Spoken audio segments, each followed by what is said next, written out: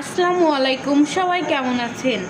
আজ আমি আপনাদের রসমালাই বানিয়ে দেখাবো। আমার ঘরে দুটো ডানোর দুধ ছিল, দুটো 50-50 100 গ্রামের। আপনারা যে কোনো ব্র্যান্ডের ডানো দুধ বা অন্যান্য গুঁড়ো দুধ নিতে পারেন। আমি প্রথমে একটা ঢেলে নিছি ক্যামেরা অন করার আগে, এখন আর একটা ঢেলে নিব।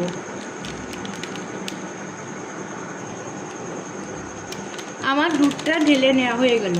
বাসায় কিন্তু অনেক মেহমান এবং অনেক লোক, এই জন্য আমি কিন্তু অনেকটাই দুধ নিছি। এটা দিয়ে কিন্তু অনেকগুলো রসমালাই হবে, আর আমার হাতে রসমালাই খেতে সবাই অনেক পছন্দ করে। এবার আমি মাঝারি সাইজের একটা ডিম বাটিতে ভেঙে নিব।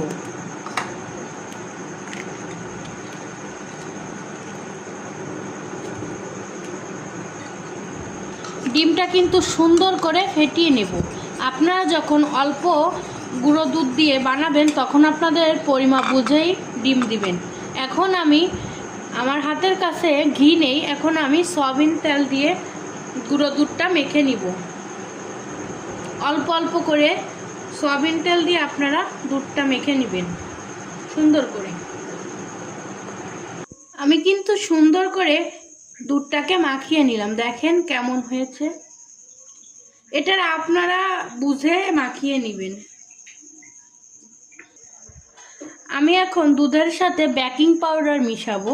আপনারা পরিমাপ মতো আমি আধা চামচ বেকিং পাউডার নিলাম। ভুলে আপনারা খাবার সোডা দিতে যাবেন না, তাহলে কিন্তু মিষ্টিটা ভালো হবে না।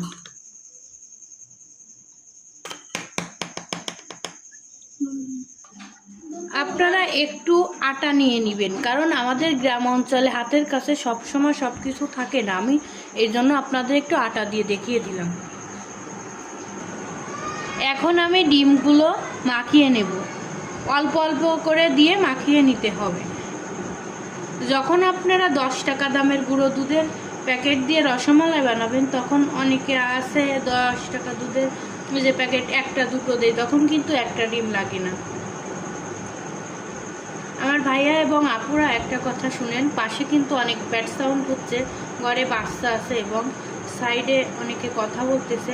আপনারা ক্ষমার দৃষ্টিতে দেখবেন কোনো ভুল হলে। আমার কিন্তু একটা ডিম পুরো লাগেনি। আমি কিন্তু এখন সুন্দর করে মাখিয়ে নিচ্ছি। আর যদি একটু ঘি থাকতো অনেক ভালো হতো, আমার ঘিটা শেষ হয়ে গেছে। আপনারা সয়াবিন তেলের পরিবর্তে ঘি এবং বাটারও দিয়ে মাখিয়ে নিতে পারেন। যত মাখিয়ে নেবেন তত সুন্দর হবে। দেখেন আমার